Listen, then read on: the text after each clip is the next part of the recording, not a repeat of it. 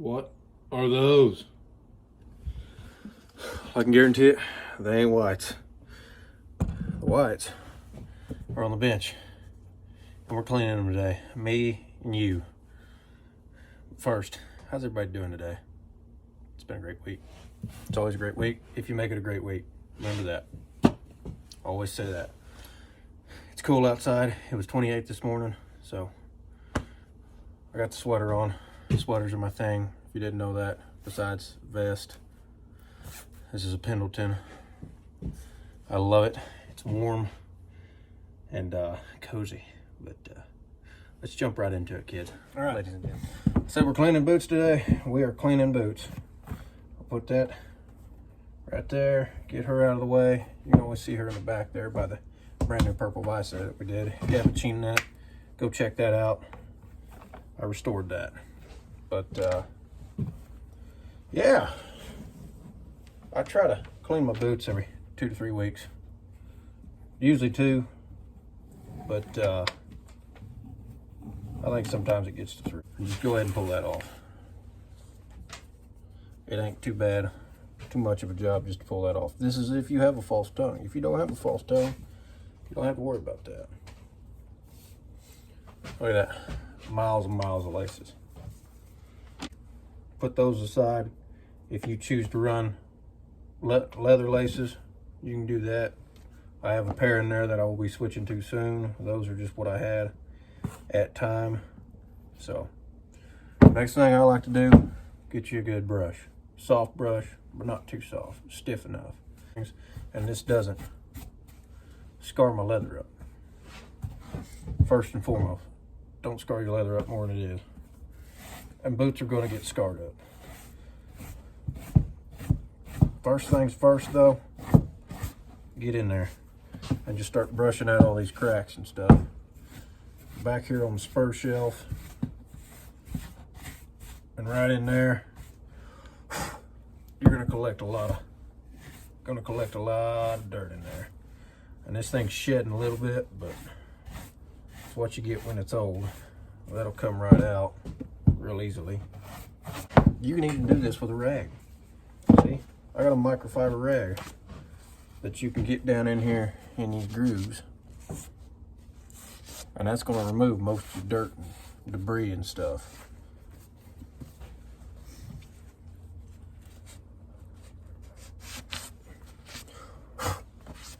Don't be afraid to blow on it either. Look. Well, that's basically it, folks. Out here in Oklahoma, it's dry most of the time for me. So I don't do, not a whole, I mean, yeah, it gets muddy at times, but most of the time it's dry. And if you do get mud on it, brush them off. Don't let dirt and debris and mud and stuff just sit on your boots, because that's going to dry out your leather. Like I said, this is the same for dress boots too. Don't forget that, people. This is important right here. An important step. Don't forget the back side of that heel right there. Before you ask, hey, didn't you use grease on this bench? On this bench? Whoop. Yes, I did. But I cleaned the bench off. Isn't that neat?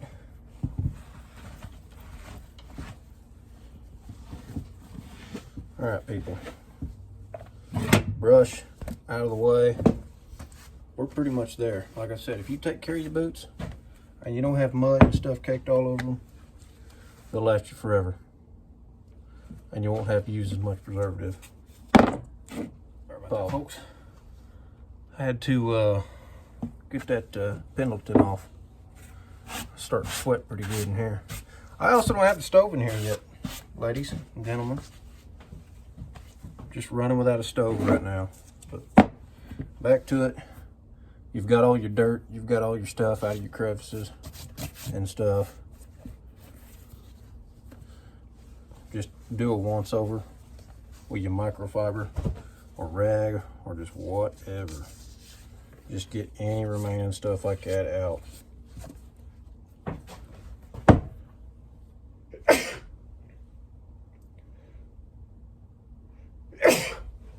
Whew.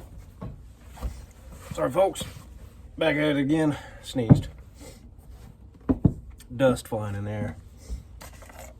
Next step, and this is pretty much your last step.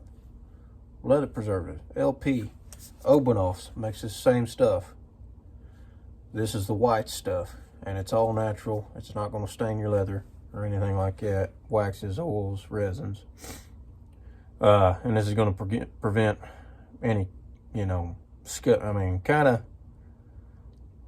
protect it a little, you know, protect it against dry rot, scuff, and cracking. So, and it even kind of waterproofs it a little bit. So, first thing I like to do, and you can get this on your hands too. This isn't a bad chemical. And I get liberal with it. And I just start applying this. I start at the stitches. Start at the stitches and just work your way around the boot. Like I said, apply that stuff heavy.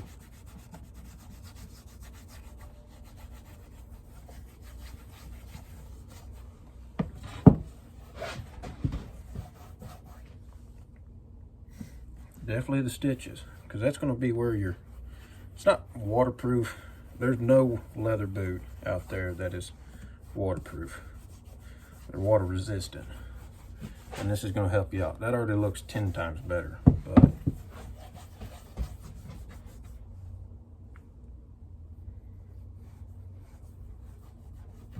and I kind of prefer this, you know. It doesn't take that long out of your day. What? Takes me probably, realistically, 20 minutes out of my day every other week to apply this stuff. And it's also good for your hands. I'm serious, folks. It'll make your hands soft.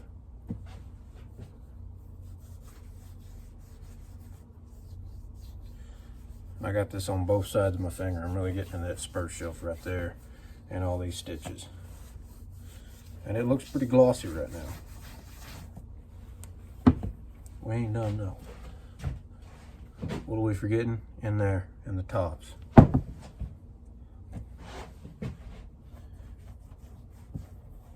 I've said it already, but get every stitch. That's gonna help preserve your boot.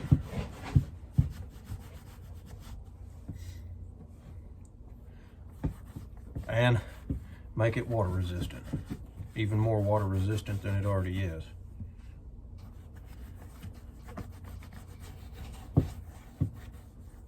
And I'm kind of going about this pretty quick since I'm got you here. I don't want to take too much time out of people today, but take your time and rub vigorously.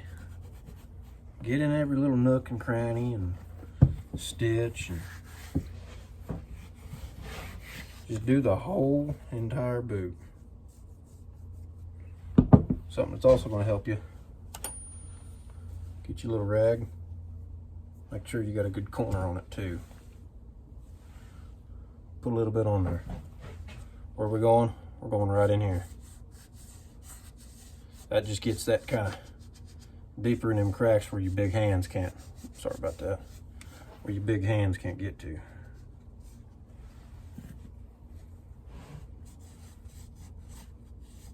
This ain't gonna hurt your vest either if you got your filson on and you're freezing out here in your shop.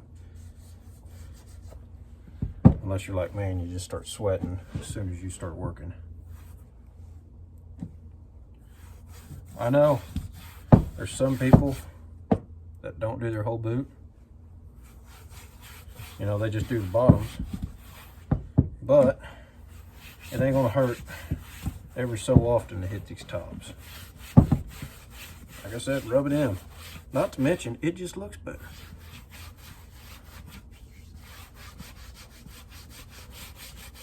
It looks way better if you just take your time and go between each of these.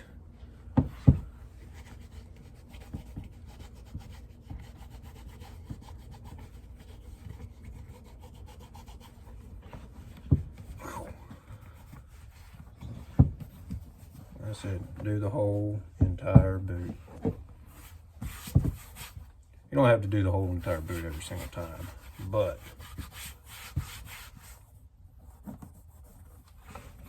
every other time, we'll say. How about that? And it's not, in the long run, it's pretty cost effective, I think. Just take care of your stuff.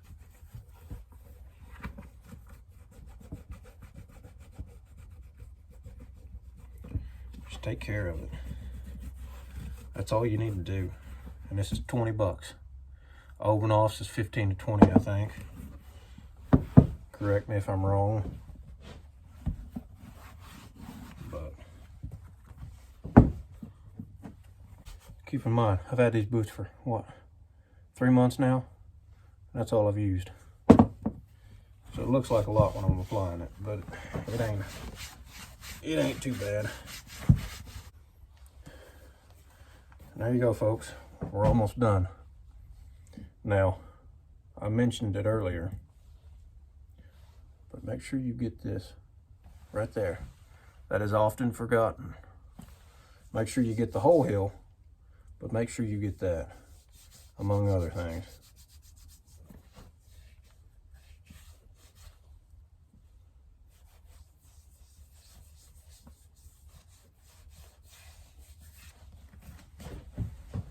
And I actually go really liberal on this. Like, we're talking, that's the closest thing to the ground right there that's leather.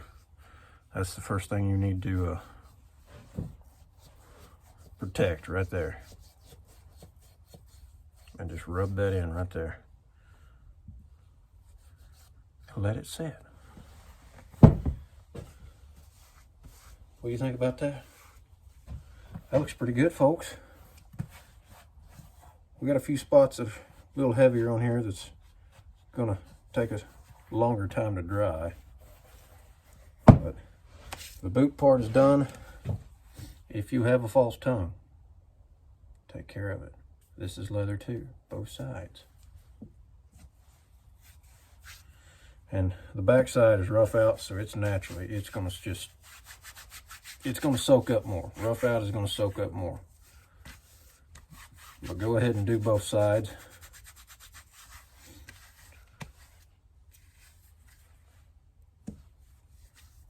Ain't a lot. But rub that in there.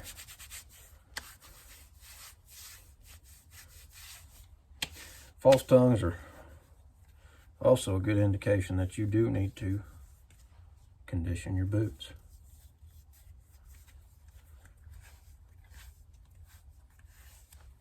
Because they'll start curling on the ends, like that boot, versus this, straight down.